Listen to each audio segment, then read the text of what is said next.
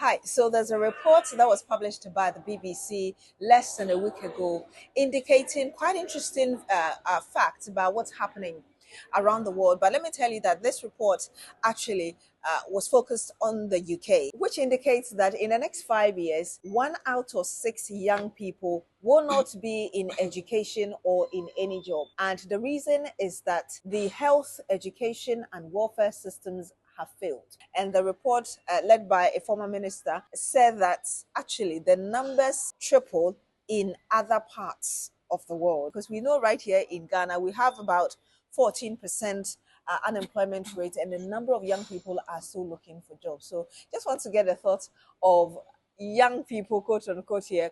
And the report indicates that these individuals are between the ages of 16 and 24. I have a Cedia here, my colleague.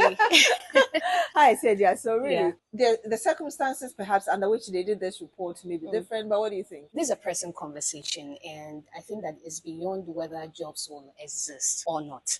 The real question we have to ask ourselves is whether we are equipping young people enough for the world that is coming.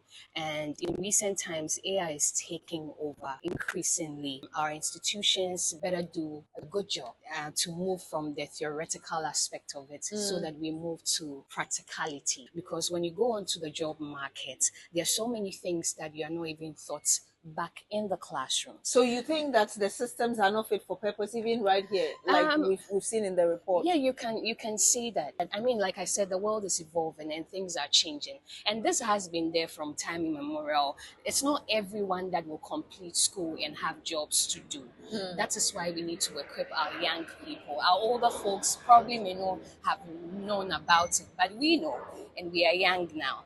And so some of the things that we can do is to be digitally inclined, get to, inform ourselves, have entrepreneurial skills so that at the end of the day, you don't just limit yourselves to the traditional 9 to 5 or 8 to 5 or how people will call it. So when you're coming out of the classrooms, you know that, okay, I have a broader view to look at. Okay, even if it doesn't work in the health sector for a 9 to 5 for me, I may probably, set up my own business, something that I can do. The hands-on kind of job. Exactly, because it will not end. It's not today that it's starting. It's not today that it's going to end. And I think that our educational system here in Ghana, because I am in Ghana, we also have to let our students know that that's the reality of life. And so someone can be in Ghana and even be employed in the US of A or employed in the UK. Do you think with the kind of training you've got, I mean, you're working, but with the kind of training you've got, if you were to travel out of Ghana, you'd easily find a job and work?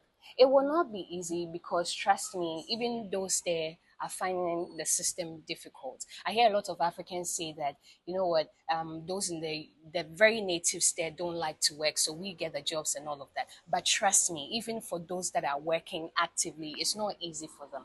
And so you can be in Ghana and have some remote job doing elsewhere. So I think that the mindset also has to change. Okay. Where people finish school and they think that right on, I have to get some job doing. This is a less than 5 minutes conversation. And there are more people in the world, by the way. Yes, and actually, a bit of the report says entry-level jobs, just emphasizing your point, have sharply declined, with the number of mid and lower skilled jobs in the economy falling by around 1.6 million over the past 20 years. And currently, of course, per this report that was done, they had about 1 million plus of young people between January and March 2026 not being in any jobs or education, making up about 13.5%, and they call them NEET. And so, yeah, really just talking about the problem. But I've seen this young man here. I realize he's listening into our conversation. Join us. Right. Okay, so I wish you could actually pick a chair. I do wish. And just sit by him very, very, very, very, very briefly. Yes. Okay, so for you, what do you think about? You are listening into the conversation. Our educational system, it should be restructured to how the world is going nowadays, because AI is taking over and then job entries are becoming very difficult because it has become a norm for you to send an application and be rejected. So our educational system should be. All right. What's your name? Kelvin. Okay, Kelvin, and thank you very much, And Acedia. there's definitely one thing I have to add. I want us to also redefine purpose. Purpose is knowing what you love, what you're interested in, and making value out of it. And so, if you're going into a space, if it's the health sector, and you're thinking that because I've studied medicine in school, I should be a doctor, then the mind frame is not working in that vein. So, you should sit down, realign your purpose and make sure that what you're going to do suits the future that we are going to have. All right, and just to emphasize the points, you said the name again is Kelvin. the point Kelvin was making is the report actually suggested that one lady they spoke to a lady Exactly. who said she had applied to was it over 200 jobs and Yeah. hadn't gotten any. So yes, what do you think about it? Just thought it was an interesting report to share with you because it seems that it's not just limited to the UK. It's a global context of young people wanting to find jobs and really wanting to feel that they belong. My name is Piechi Sedu. Catch up with you soon.